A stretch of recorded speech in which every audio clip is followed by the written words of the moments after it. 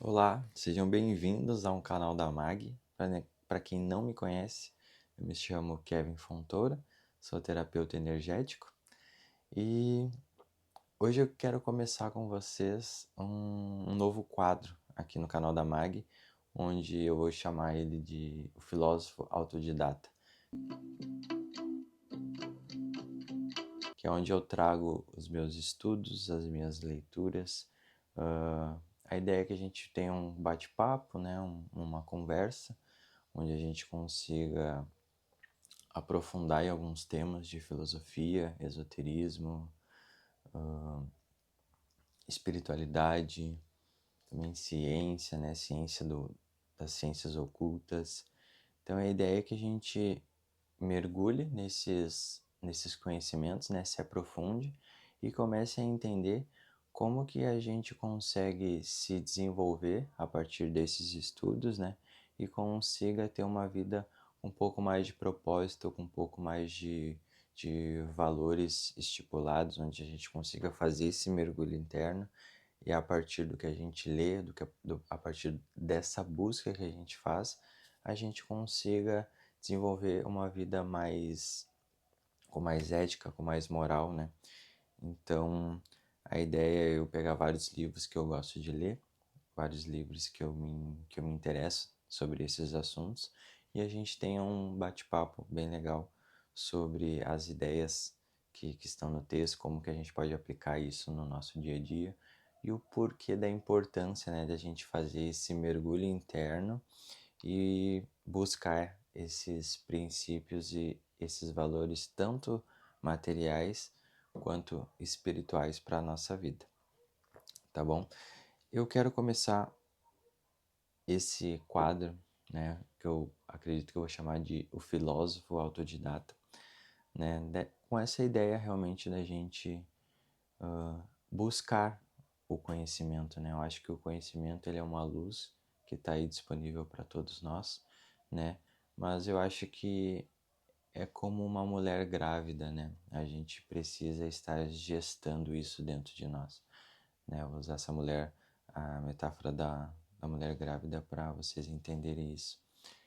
Uma vez, eu não lembro se era Sócrates ou Platão, ele falou isso, que ele só conseguiria despertar a filosofia dentro de uma pessoa, né, se ele já estivesse gestando isso dentro dele, né? Então, esse florescer da filosofia interna de cada um, ele também precisa da busca individual de todos nós, né?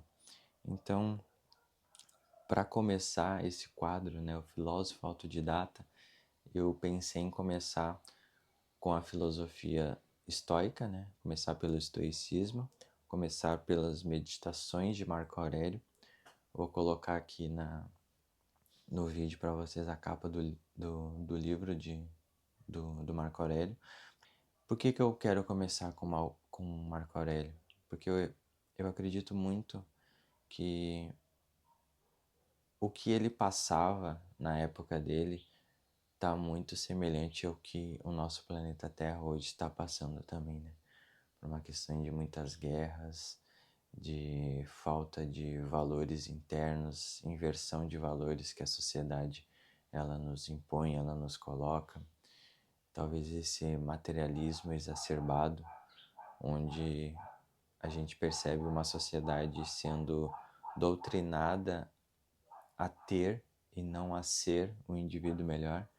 Então eu quis começar com esse livro do Marco Aurélio, porque nele ele traz reflexões desse filósofo, né, e do governador que ele foi, numa época onde existiam também muitas guerras, muitas, com certeza, fome, doença,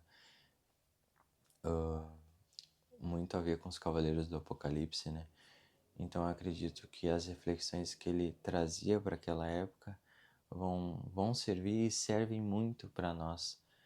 Saber lidar com o dia a dia, né? Saber acordar, ter em mente, ter no coração, muito bem estruturado a forma como a gente quer agir, a forma como a gente quer pensar, como a gente quer sentir. Então, quando a gente tem essas bases estruturadas, a gente começa a estruturar um ser que vai conseguir se desenvolver para alçar voos maiores, né? Eu acredito que a história de Ícaro, ela fala muito sobre isso que eu quero dizer, né? A gente não tá muito só na Terra, mas também muito no céu, né? Onde a gente consiga traçar um caminho de equilíbrio, né?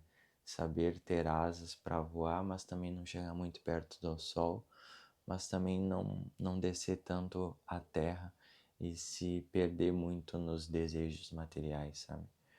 Então eu acredito que esse livro vai ser esse estopim para a gente começar, né? Começar a refletir e tudo mais. E a ideia é pegar um ou dois trechos por livro, um ou dois trechos do livro, e eu ler para vocês também. E a gente refletir sobre isso, né? Refletir o quanto que a gente consegue melhorar a partir dos ensinamentos dos estoicos, né? Eles tratam de uma questão muito do desenvolvimento do ser humano, né? Então eles falam muito de ética, de moral. Então até é uma opinião minha, eu acredito muito que para gente alçar a metafísica, nós precisamos ter uma raiz sólida, né? Como nós somos árvores andantes, a ideia mesmo, a analogia é a mesma. Para uma raiz, para uma árvore ela se desenvolver, ela precisa de raízes sólidas. Então, para nós, seres humanos também, para a gente se desenvolver, nós precisamos de raízes sólidas, de raízes éticas, raízes morais, né? Para que a gente se torne um ser que não é manipulado pelas outras pessoas, que não gosta de manipular também o próximo, que não cai em fake news, que não cai em propagandas enganosas que hoje nós vemos aí na internet, né? Dessas apostas de vícios, de compre isso, tenha isso, se desenvolva para ter o melhor carro.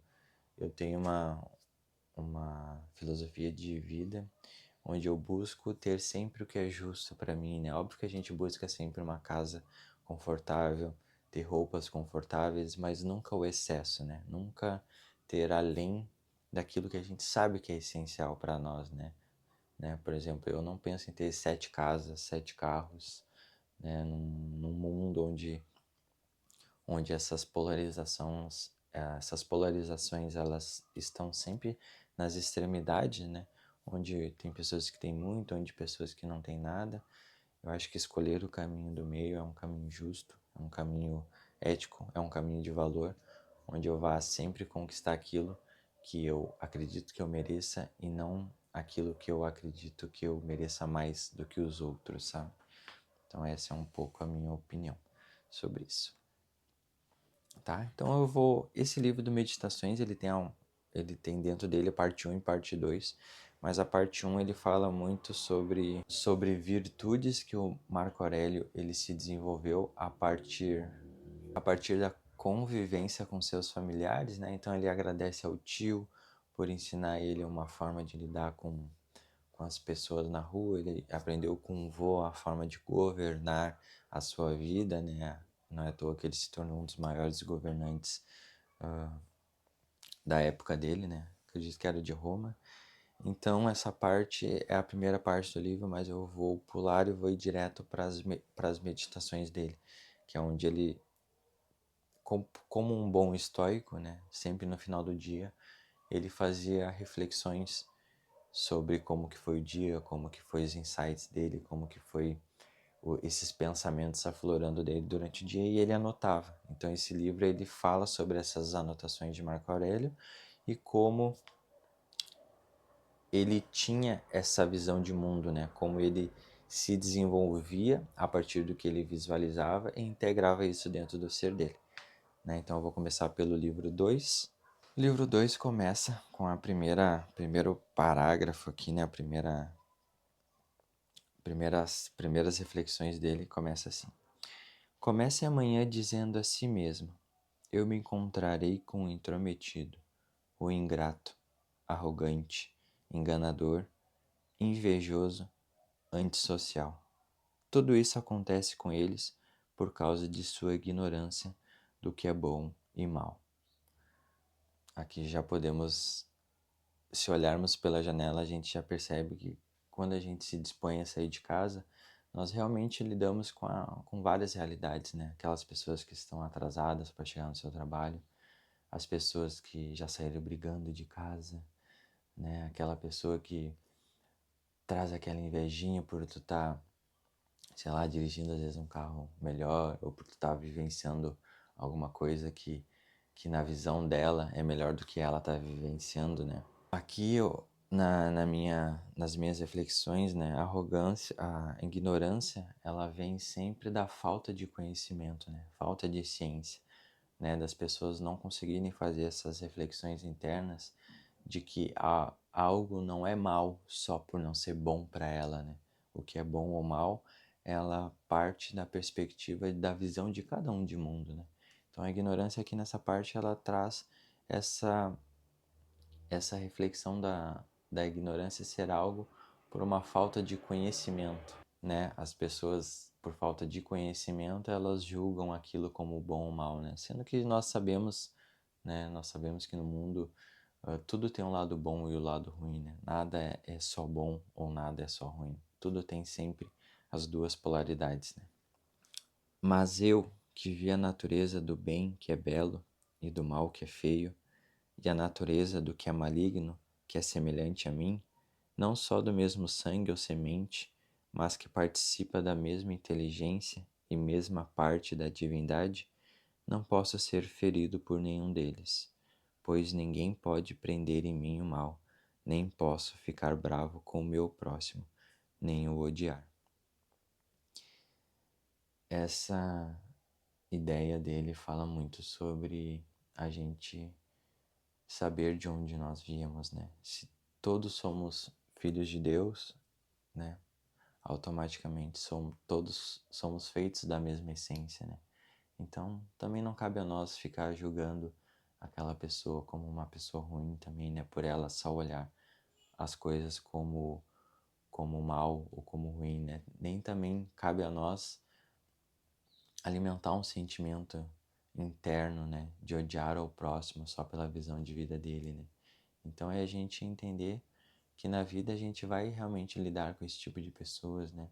Mas sempre se lembrar que no fundo todos nós viemos da mesma essência, todos nós viemos da mesma esfera espiritual, né? Todos somos filhos de Deus, consequentemente somos todos irmãos. Então, se um irmão nosso está passando por um nível de consciência tão baixo, cabe a nós respeitar aquele momento daquela pessoa, mas também se recolher na nossa consciência, né? Se recolher nesse aspecto tão valioso que nós temos, né? E não alimentar nenhum sentimento, né? Realmente só ficar de boa e não jogar de nenhuma forma, né? Porque somos feitos para a cooperação, assim como pés, como mãos, como pálpebras, como as linhas dos dentes superiores e inferiores. Agir uns contra os outros, portanto, é contrário à natureza, e agir uns contra os outros é importunar-se e desviar-se, né? Aqui para mim vem muito essa questão das árvores, né? As árvores, se vocês forem estudar como elas interagem entre si, elas estão sempre cooperando umas com as outras, né? Se tem botar um campo, né? Um campo de árvores. E se tem uma árvore que está passando por uma necessidade de falta de nutrientes, a comunicação entre as árvores vai fazer com que essa árvore receba mais nutrientes do que as outras, para que ela consiga se desenvolver mais. Então, o universo e toda a natureza ela está sempre cooperando, né? O outono coopera para que a primavera ela nasça na época que ela tem que nascer.